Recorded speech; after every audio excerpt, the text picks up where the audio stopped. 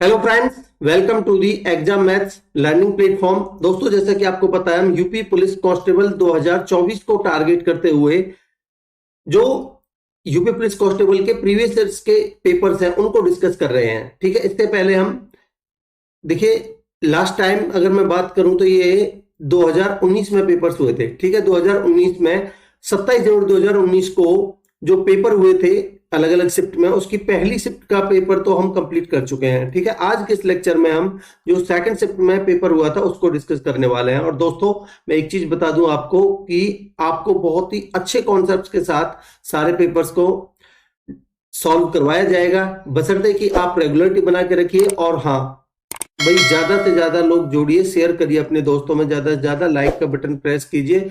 अगर रेस्पॉन्स अच्छा मिलेगा तो मैं आपको सारे पेपर्स को कंप्लीट करवा दूंगा। ठीक है दोस्तों, तो चलिए शुरुआत करते हैं और पहला क्वेश्चन लेते हैं। देखिए क्या कह रहा है।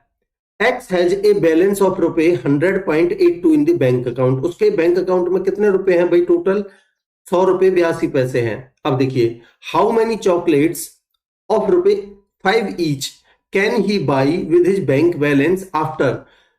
भाई उसने डिपॉजिट किए कितने पैसे? 74.35, और निकाले कितने, विड्रॉ कितने किए? 50.17। तो इससे क्या फर्क पड़ेगा? देखिए, उसने डाले हैं भाई, जो टोटल था बैंक में उसको तो छोड़िए, 74.35 तो डाले हैं उसने, और निकाले कितने हैं? 50.17।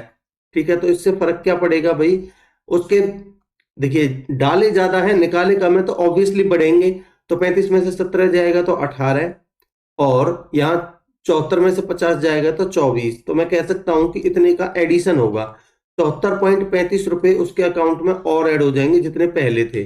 ठीक है भाई, पहले कितने थे? 100.82, 100.82 रुपए थे पहले, और अभी ऐड हो जाएंगे कितने? 24.18। ठीक है, 24.18 कितने बन गए भाई टोटल? इनको ऐड कर दीजिए। 82 और 18, 100, 2 जीरो हासिल का 1, 124 और 1, 125। तो मैं कह सकता हूं कि अभी उसके अकाउंट में जो बैंक बैलेंस है वो है 125 रुपए।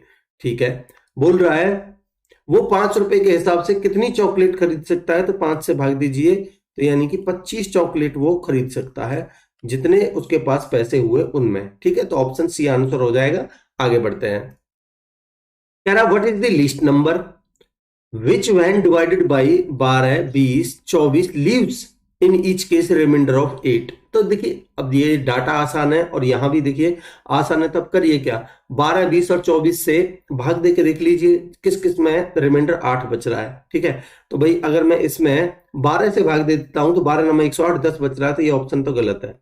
12 दाम के 120, 8 बचेगा बिल्कुल। 20 छिक्के 120, 8 बचेगा। 24 पंजे 120, 8 बचेगा। तो मेरा यही ऑप्शन करेक्ट हो जाएगा। बाकी ऑप्शंस में आप चेक करोगे तो 12, 12, 144, 12 और 13, 156 होता है। ठीक है, यहाँ 12 ये तो पूरा पूरा ही डिवाइड हो जाएगा, तो ये भी नहीं है।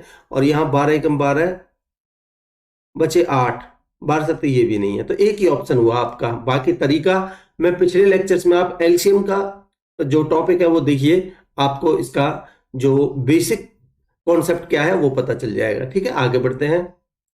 देखिए, ये पिछले सेट में भी एक क्वेश्चन पूछा गया था ट्रिप्लिकेट रेशियो का। ठीक है, मैं आपको बता चुका हूं कि भाई अगर आपको ए रेशियो बी का ट्रिप्लिकेट रेशियो निकालना है और ये एक्स रेशियो वाई के बराबर गिवन है, तो यहां से जो ट्रिप्लिकेट रेशियो बनेगा वो एक्स क्यूब अपॉन में वाई क्यूब, या फिर रेशियो कर लीजिए x cube ratio y cube a ratio b, इसका ट्रिप्लिकेट रेशियो ये बन जाएगा। ठीक है, तो करिए भाई, 2x अपॉन में 3, 2x प्लस में 3 अपॉन में 5x प्लस में 4 बराबर कितना के बना? इनका क्यूब करिए, 3 3 होती है 27, और 4 का क्यूब 64।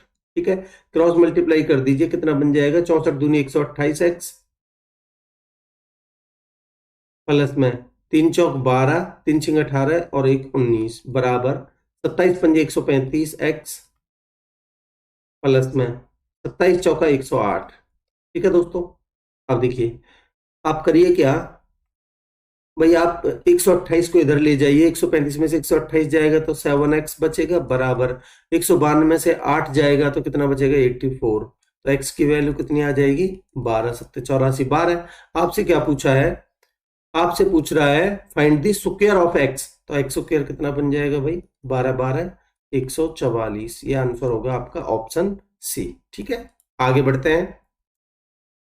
कह रहा है एक स्टूडेंट ने 85% स्कोर किया एक एग्जामिनेशन में। ठीक है, the scores were 79, 81, 85, 88, 94 in 4 subjects. Find the student score in the 5th subject. आप मुझे एक चीज बताइए भाई, मैं टोटल मार्क्स को 100 मानता हूं, उसने 85% मार्क्स सब में प्राप्त किए हैं, तो इसका मतलब उसका एवरेज स्कोर था वो 85 सब में 85 था। ठीक है, तो मैं मान लेता हूं भाई उसका जो एवरेज स्कोर सब में 85 था, एवरेज 85 था। अब जो 4 सब्जेक्ट हैं, यहाँ 4 सब्जेक्ट में तो उसने प्राप्त जो गिवन है जो जितने जितने उसने प्राप्त किए हैं, 5वें सब्जेक्ट में आपसे पूछे हैं। तो देखिए 4 सब्जेक्ट में कितने भाई, 79, ठीक है, और 81, 88 और 94। ठीक है, आपसे 5वें सब्जेक्ट में पूछे हैं, ठीक है, वो भी निकाल देंगे। आप मुझे पहले एक चीज बताइए भाई, 79 85 से कितना कम है, 6 कम है, और 81 ये 4 कम है, 88 3 ज्यादा है, और 94 कितना ज्यादा है भाई, 94 ज्यादा है आपका 5 और 4 9। ठीक है, ये 9 ज्यादा है। तो यहां देखेंगे आप तो ओवरऑल इफेक्ट कितने का आ रहा है भाई, ये -10 और ये 9 9 और 3 12 प्लस का, यानी कि प्लस का 2 यहाँ वेरिएशन आ रहा है। अगर ये 4 नंबर में सब में +2 +2 ज्यादा है, तो यहाँ डेफिनेटली जो एवरेज स्कोर है उससे -2 होना चाहिए। 85 - 2 आपका यहां से आ जाएगा कितना, 85 माइनस में 2, यानी कि 5वें नंबर में उसका जो स्कोर रहा होगा वो 83 रहा होगा। दोस्तों ऑप्शन ए आपका आंसर होगा। मैं उम्मीद करता हूं कि आपको इसका कॉन्सेप्ट क्लियर होगा। आगे बढ़ते हैं। देखिए क्या कह रहा है दोस्तों, some articles were marked 25% above the cost price. भाई मैंने मान लिया कॉस्ट प्राइस कुछ आर्टिकल्स का 100 रुपीज था। ठीक है, one of such articles was sold at 20% profit और ऑन द मार्क प्राइस। ठीक है भाई, मार्क प्राइस, मार्क कितना किया है, 25% अबाउट द कॉस्ट प्राइस, तो यानी कि 125 मार्क कर दिया। ठीक है, बोल रहा है one of such articles was sold 20% profit on the mark price. इस मार्क प्राइस पर कितने भाई, अगर मैं दो सेलिंग प्राइस की ये बात कर रहा है तो दोनों को मैं SP1 और SP2 मान लेता हूं। इसके 20% प्रॉफिट पर बेचा है, तो इसका 10% हो जाएगा 12.5 और 20% हो जाएगा 25, तो यानी कि 25 ज्यादा में बेचा है। तो मैं कह सकता हूं कि भाई पहला जो सेलिंग प्राइस है वो 150 है, और दूसरा कह रहा है 10% लॉस पर, तो इसका 10% कितना हो जाएगा भाई, -12.5 कम में, यानी कि 12.5 कम में, तो 125 में 12.5 जाएगा तो 12.5 ही बचेगा, तो यानी कि 112.5 में उसका दूसरा सेलिंग प्राइस यानी कि बेचा है। ठीक है,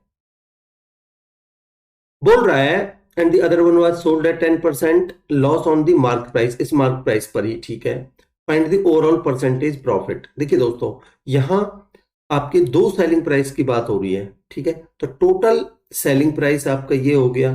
ठीक है, और टोटल CP भाई एक आर्टिकल का 100, दूसरे का भी 100। ठीक है, तो टोटल CP कितना बन जाएगा आपका, टोटल CP ये बनेगा आपका 100 और 100 200। ठीक है, और टोटल SP कितना बनेगा, आप कहेंगे भाई 150 और 112 कितना बन गया, 262, तो 262.5।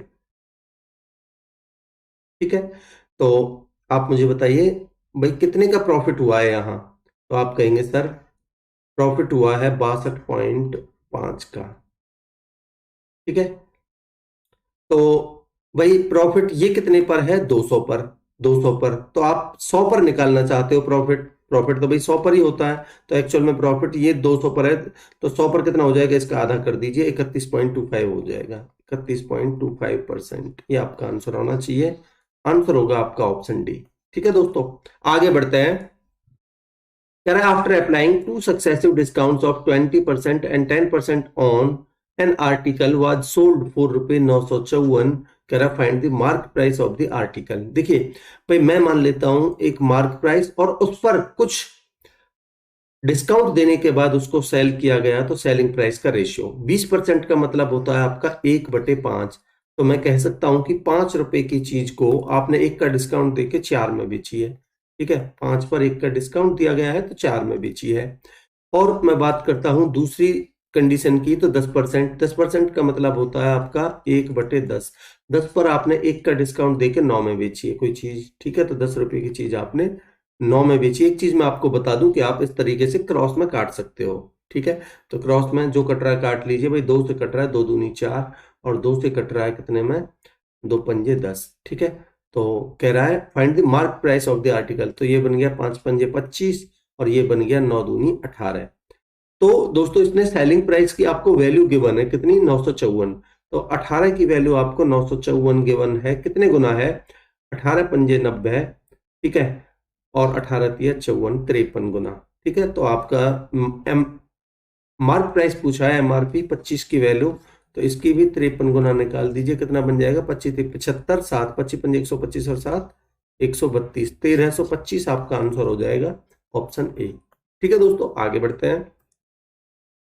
कह रहा है एक निश्चित मूलधन पर 10% ब्याज पर 2 साल की अवधि का साधारण ब्याज चक्रवृद्धि ब्याज से 1 रुपए कम है। कह रहा है मूलधन ज्ञात कीजिए।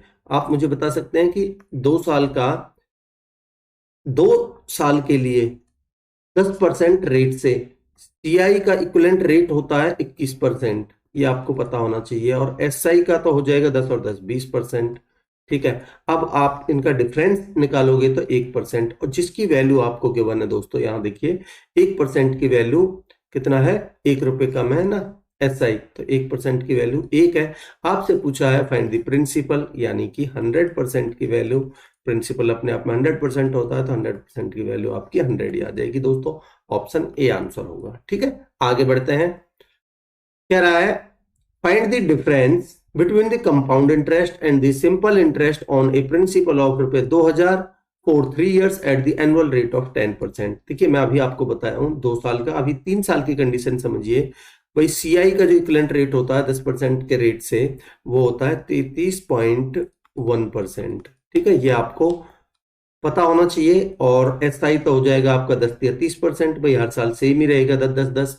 तो आपसे पूछा है डिफरेंस, तो एक्चुअल में आपको यहां से दोनों का आप डिफरेंस लोगे तो 3.1% की वैल्यू निकालनी है। ठीक है, तो भाई 2000 का 3.1% निकाल दीजिए, तो बड़ा आसान हो जाएगा आपके लिए।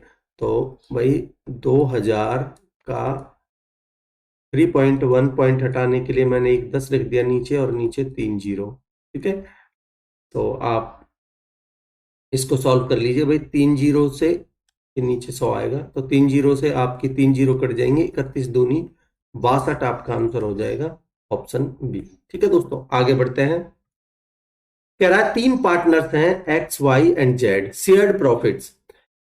If the total profit was ₹3000, x share, कह रहा है एक्स का जो शेयर है 400 कम है जेड से, और वाई का शेयर है वो 200 कम है जेड से। पूछ रहा है then the profit sharing ratio of x y z. देखिए बहुत ही इंपॉर्टेंट क्वेश्चन है, आप इसको स्टार मार्क कर लीजिए। ठीक है, और इसको नोट डाउन करिएगा, तरीका जो मैं बताऊंगा आपको अलग से। ठीक है, बाकी देखिए बेसिक तो आप इस तरीके से कर सकते हो। आप बेसिक देखिए, मैं यहां आपको एक छोटे से उसमें बता देता हूं आप बेसिक से कैसे करोगे, बाकी बेसिक से आपको करना नहीं है। ठीक है, यहां समझिएगा। देखिए अगर मैं आपसे बात करूं भाई, मैं यहां टोटल 3 बंदे गिवन है ना, x y z, x y और जेड। ठीक है, एक्स वाई जेड की अगर मैं बात करता हूं तो बोल रहा है एक्स का जो है शेयर है वो जेड से 400 कम है, और वाई का 200 कम है जेड से। तो मैं जेड को मान लेता हूं कुछ भी, वही मान लेता हूं ए। ठीक है, तो एक्स का हो जाएगा ए माइनस 400, और वाई का हो जाएगा 200 कम है ना जेड से, तो ए माइनस 200।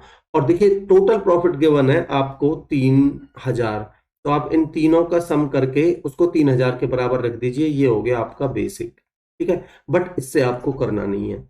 अब मेन जो कॉन्सेप्ट है उसको समझिए किस तरीके से, कॉन्सेप्चुअल अप्रोच। ठीक है, आप मुझे एक चीज बताइए भाई, आपको रेशियो में आंसर पूछा है ना, तो आपको रियल वैल्यू लेने की जरूरत ही नहीं है, आप इनका रेशियो निकालिए। मैं इधर लिख देता हूं आपके सामने, पहले मैं इधर लिख देता हूं टोटल, और यहां एक्स वाई और जेड। ठीक है, अब मैं बात करता हूं रेशियो में, ठीक है भाई, यहां 3000 है, यहां इनका रेशियो ले लीजिए पहले भाई, 3400 इधर लिख देता हूं मैं, देखिए 3000 है और 400 है और 200 है, ठीक है। इनका आपको रेशियो लेना है तो 2 जीरो से 2 जीरो चली जाएंगी, ठीक है, और 2 से काटेंगे तो 15 और 2 और 1, ठीक है दोस्तों। भाई टोटल तो है 15, ठीक है। अब देखिए कह रहा है जेड से ये 2 कम है एक्स, और जो वाई है ये 1 कम है, ठीक है भाई। ये जेड से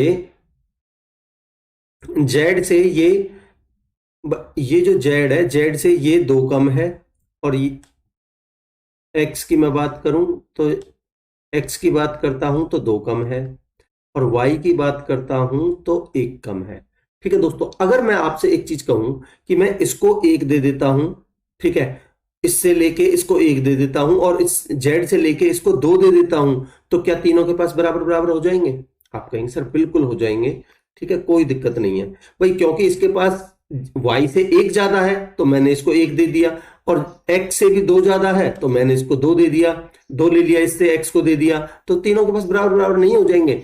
और जब मैंने इनको एक्स्ट्रा दिया है तो टोटल भी तो एक्स्ट्रा बढ़ेगा, तो मैं कह सकता हूं कि मैंने भाई टोटल में 3 ऐड कर दिया, तो टोटल तो हो गया मेरा 18, ठीक है। अब इन तीनों के पास बराबर बराबर हो गया। अब इस 18 को बराबर बराबर भागों में बांट दीजिए, एक्स वाई जेड में 6:6:6, ठीक है। अब तीनों के पास बराबर बराबर हो गया। आप कहेंगे सर ये आपने क्या किया? भाई आपने तो तीनों के पास बराबर बराबर कर दिया, आपसे तो रेशियो पूछा है। नहीं, मैंने बराबर बराबर अभी अपनी सहूलियत के लिए किया है। अभी जो कंडीशन है उसको आप देख लीजिए भाई, एक्स की वैल्यू एक्चुअल में इस जेड से 2 कम है, तो इसका मतलब इससे 2 कम कर दीजिए, और जो वाई की वैल्यू है जेड से 1 कम है तो इससे 1 कम कर दीजिए, तो एक्चुअल में जो आपका रेशियो आएगा 4:5:6, ये आपका आंसर हो जाएगा दोस्तों, ठीक है। मैं उम्मीद करता हूं कि आपको कॉन्सेप्ट क्लियर होगा, ऑप्शन सी आंसर हो जाएगा। आगे बढ़ते हैं। कह रहा है एक फैमिली में 2 पेरेंट्स हैं और 3 चिल्ड्रन है, ठीक है। कह रहा है average age of the parents 36 साल, तो 2 पेरेंट है तो सम कितना हो जाएगा, 36 दूनी 72 प्लस में, और चिल्ड्रन कितने हैं भाई 3, और उनके एवरेज एज 10 है तो 10 × 3 = 30 हो जाएगी, तो ये पांचों का सम आ गया। कह रहा find the average of the family, family में टोटल मेंबर्स कितने हो गए अभी 5, ठीक है। तो ये 102/5, ठीक है, 102/5, 102/5, इसको डबल कर दीजिए 204 बनेगा, तो 20.4 इनकी एवरेज आ जाएगी, पांचों की, ऑप्शन बी, ठीक है। आगे बढ़ते हैं। देखिए क्या कह रहा है दोस्तों, 18 articles were sold at an average price of 15। भाई अगर मैं बात करता हूं तो उसने 18 आर्टिकल्स थे, 15-15 के हिसाब से खरीदे, तो उनका एसपी कितना हो गया भाई, 18 आर्टिकल 15 के हिसाब से 18-15 कितना हो जाएगा, गुना करेंगे तो 18×5 = 90, 9×18 और 9×27 270 रुपए के, भाई रुपीज में बात कर रहा है तो मैंने रुपीज में ही निकाल लिया भाई, 270 रुपए में उसने बेचे थे ये, ठीक है। टोटल 18 आर्टिकल थे, ठीक है। कह रहा है cost price of the 12 articles was 16 each. भाई उन टोटल 18 में से 12 का तो कॉस्ट प्राइस है कितना, 12 का कॉस्ट प्राइस है 16 ईच, तो भाई 12 आर्टिकल 16-16 के हिसाब से बेचे हैं तो कितने रुपए के, सॉरी खरीदे हैं तो कितने रुपए खरीदे हैं, 16 दूनी 32, 3 16 कम 16 और 3 19, 192 रुपए के खरीदे हैं। तो कह रहा है find the cost price of the remaining 6 articles if there was no profit loss in the transaction. भाई अगर कोई प्रॉफिट लॉस नहीं है तो इसका मतलब है जितने के बेचे हैं उतने के ही खरीदे होंगे, 270 रुपए के ही खरीदे होंगे।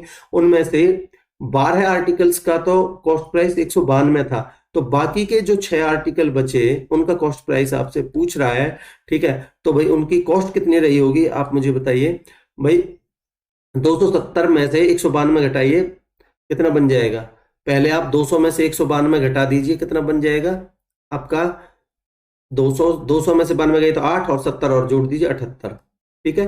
तो 78 रुपए, ये 78 रुपए के 6 आर्टिकल खरीदे थे, ठीक है। तो इनका जो कॉस्ट हो जाएगा वो कितना बन जाएगा भाई, 78 आर्टिकल 6 के हिसाब से, 78 रुपए के 6 आर्टिकल कितने के हिसाब से? 13 के हिसाब से। 13 6 78, तो आंसर होगा आपका 13, ऑप्शन सी। ठीक है, आगे बढ़ते हैं।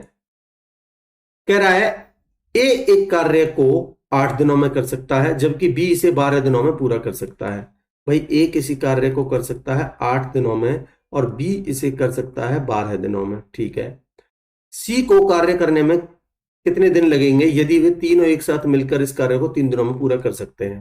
भाई सी का आपसे पूछा है और तीनों का टाइम गिवन है, ए प्लस बी और सी मिलके कितने दिनों में कर सकते हैं? 3 दिनों में। मैंने टोटल वर्क मान लिया, तीनों का एलसीएम कितना हो जाएगा? 24।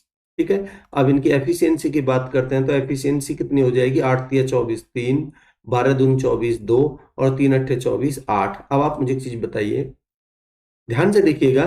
भाई टोटल तीनों की एफिशिएंसी 8 है, जिसमें से ए और बी की 3 और 2 5 है, तो सी की कितनी बची? 3। आपको काम करवाना है सी से। टोटल काम है 24 और एफिशिएंसी है सी की 3, तो 3 की एफिशिएंसी से कितने दिन में कर देगा? 8 दिनों में। यही आपका आंसर होगा, ऑप्शन ए। ठीक है दोस्तों, आगे बढ़ते हैं।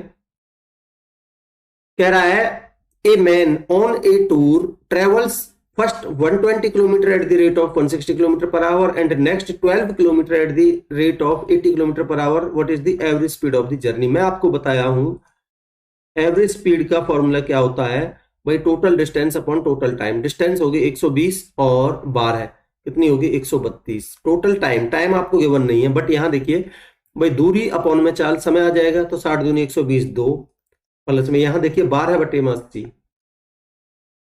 ठीक है, 4 तिया 12 और 4 से 20, तो कितना बनेगा? 3 बटे 20। तो ये कितना बन जाएगा भाई? 132 गुना में 20 ऊपर चला जाएगा अपॉन में 43। ठीक है, ये कितना बन जाएगा? 264 जीरो अपॉन में 43। ठीक है, जब आप इसको भाग दोगे तो कितनी बार जाएगा? 4 छक्के 24 और 4 एकम 4, लगभग ये 61 वाला आंसर हो जाएगा आपका। भाग देके देखिए, ऑप्शन ए आंसर आ जाएगा। ठीक है, आगे बढ़ते हैं। देखिए क्या कह रहा है, the ratio of the speeds of the two cars is 10:11। देखिए दो कार है, मान लेते हैं C1 और C2, और इनकी स्पीड का जो रेशियो गिवन है वो गिवन है आपको 10:11। ठीक है, आगे क्या बोल रहा है, इफ द फर्स्ट कार, पहली car travels travels A distance of 500 kilometre in 10 hours, तो इसकी स्पीड कितनी हो जाएगी भाई? 500 किलोमीटर 10 घंटे में जाती है, तो 1 घंटे में कितनी जाएगी? 50 किलोमीटर। तो मैं कह सकता हूं कि इसकी वैल्यू गिवन है मुझे 50। कितने गुना है? 5 गुना। आपसे पूछिए what is the speed of the second car, तो 11 की वैल्यू कितनी हो जाएगी? 5 गुना 55। आंसर होगा आपका 55 kilometre per hour, option B answer होगा। ठीक है, आगे बढ़ते हैं। कह रहा है 9 सेंटीमीटर त्रिज्या वाले एक गोले को 3 सेंटीमीटर त्रिज्या के बेलन को बनाने के लिए ढाला जाता है। कह रहा है बेलन की ऊंचाई ज्ञात कीजिए। भाई जब भी एक आकृति को दूसरी आकृति में ढालते हैं तो दोनों का वॉल्यूम बराबर रहता है, ये चीज ध्यान रखिए, वॉल्यूम कभी चेंज नहीं होता। ठीक है, तो भाई गोले का जो वॉल्यूम है वो होता है 4/3 पाई आर क्यूब। रेडियस कितनी है? 9 गोले की, तो 9 गुना में 9 गुना में 9।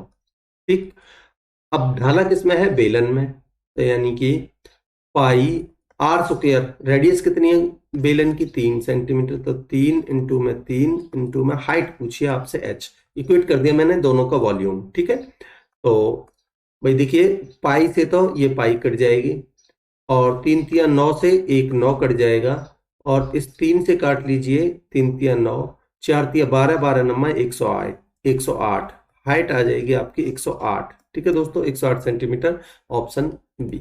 ठीक, आगे बढ़ते हैं। करा find the product of the sum, किस किस का सम?